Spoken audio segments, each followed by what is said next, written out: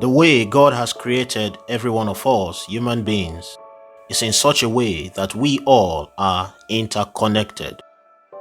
It is relationships that keep the world. We need people in our lives. We need different structures, different support systems. We literally are members of one another. We are members of the entire globe. We are members of one body. And so every head needs a neck. And every neck needs a chest and shoulders. And every shoulder is directly related with the arms. We all are intertwined. This is what makes us a system. We are all interrelated and interconnected in what we call relationships. We need relationships of different kinds. We need people. We must relate. And this is how God has ordained it. This is how the world works. God, in His infinite wisdom, ordained things from the beginning in such a way that we will always stay interconnected one with another. Every one of us is important one for the other. But as we go on in life, you will observe a certain kind of relationship that it seems like you cannot run away from. A relationship that can come from literally nowhere, and sometimes it comes from even the strangest and the closest of places to us. We see this relationship in scriptures, we see it in the Bible, and we see it every day in our own lives. We have seen it in the beginning of creation, and we see it again and again. And if you're listening to this right now and watching this, it is because you also have seen it at some point. What I am referring to is the relationship we have with enemies. Strange as it may sound, there is a functioning relationship between you and your haters, between you and those who are enemies to you. It is funny because sometimes you may be so good and so nice, and you may not even have done anything, but still people find reasons to just hate on you, to dislike you, and to become enemies to you. People will find reasons to dislike you. And it's funny because these people may even be people you actually like. So even though you like someone, it doesn't guarantee that you'll be liked back. Friendships can even sometimes turn into enmities. And this is because of differences in perspective. And all of this comes from the fact that we all are created differently. And so people perceive and look and view things differently. We see this demonstrated even in the human body. We see oppositions working together. We see in the human anatomy that there are groups of muscles that function to move you forward and some that function to oppose or antagonize that same system. And it is in working together that balance is achieved. Together, they help to maintain a balance in your system. We have the flexors and also the extensors, and working together, a lot is achieved. It is on this note I want to bring you a different and a positive perspective today about enemies. I want to let you know that enemies are an integral part of the normal functioning of your system. They are important for you to be able to accomplish the things that you have to accomplish in life. Do not be someone who is quick to write off and put in the negative enemies that come your way.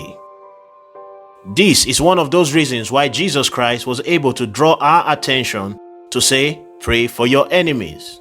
This is because, unlike the way we think most times, our enemies are actually important. We need them. They have a role to play in our lives. Enemies are part of God's plans. God knows of our enemies even before they begin to act on their plans. Sometimes those enemies were actually put there for your good.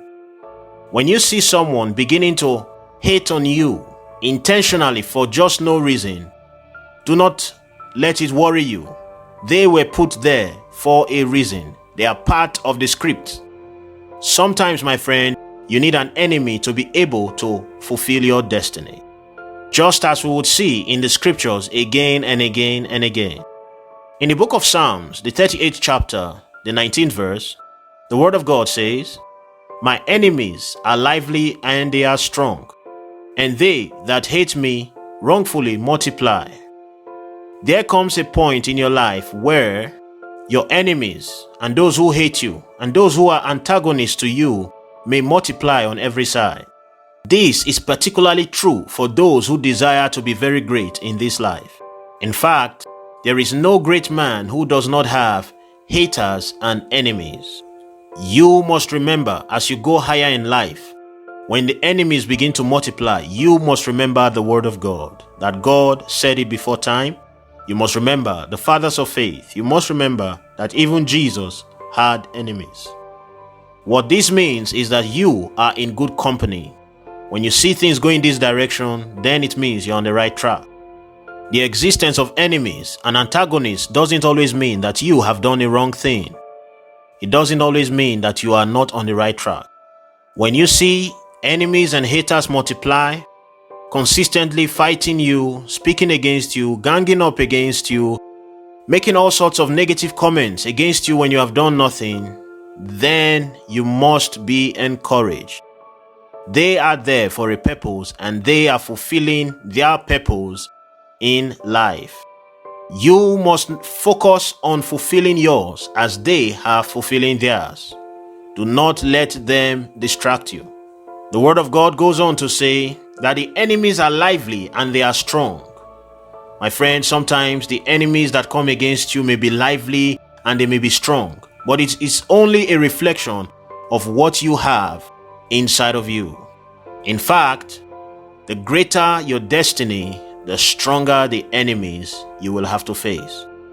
But never feel bad, because it only tells how great you are. King David, before he became king, had a great destiny, and it took a great enemy, a great opposition, to bring out the best in him and to usher him to his throne. You see, my friend, those enemies that you are trying so hard to avoid and that sometimes intimidate you and stop you sometimes from making any advancement, those enemies, like Goliath, who withstood Israel for 40 days and made them stay in one place without any advancement for 40 days and made Israel so scared such that they took no effort. I'll tell you for sure, those enemies are there for your good. Change your perspective about them. Whether they be physical enemies or spiritual ones, they are not your problem. They are not your problem because they are there as part of the plan. God has equipped you enough to be able to deal with whatsoever they are bringing to the table. Change your perspective that you get from your enemies, that you get from all those who oppose you. Change the way you think about it, and you begin to see the good and understand and take advantage of how you can step on everything they bring to get to your greatness in life. Commit all of it and all of them to God, and you will definitely have a victory. The strength of your enemies only tells how strong you yourself are. It is because there was a David in the camp of Israel. That is why there was a Goliath in the camp of the Philistines. If the size of your enemy is great, then it tells how great you are inside. You must know how great you are by the size of the opposition that you face. Sometimes you may feel overwhelmed by the size and the multitude of the opposition that comes against you, but you must never let it intimidate you. Remember, a great enemy will not come against a small and an insignificant you. A great enemy will only come against a greater person, which means you are great, and that is why the enemies comes to you.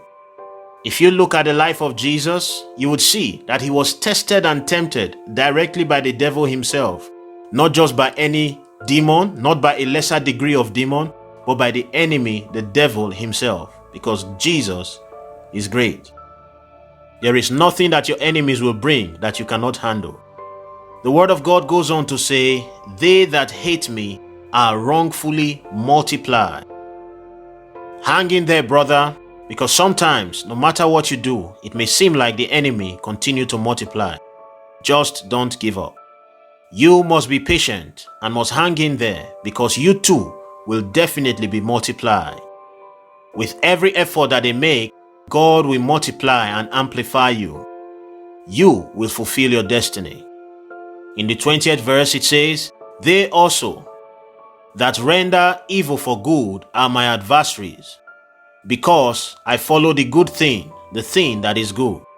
Such may be your experience right now, because you know that you are doing everything good, but it just seems like the enemy is multiplying against you. My friend, do not lose heart. God will definitely repay you. He will vindicate you. He will come to help you and will make sure you rejoice. God sees everything you are going through. Do not let the enemy to stop you. Refuse to become bitter. Do not become an enemy also, and do not become like your enemies. Make sure to do and live better than them. You must show that you are truly a child of God, that you are blessed, changed, and that you know better, and that you understand them, and that you understand that enemies are needed in life. Reign over them. Go on and fulfill your purpose as they fulfill theirs. You will have the last laugh. The Lord bless you.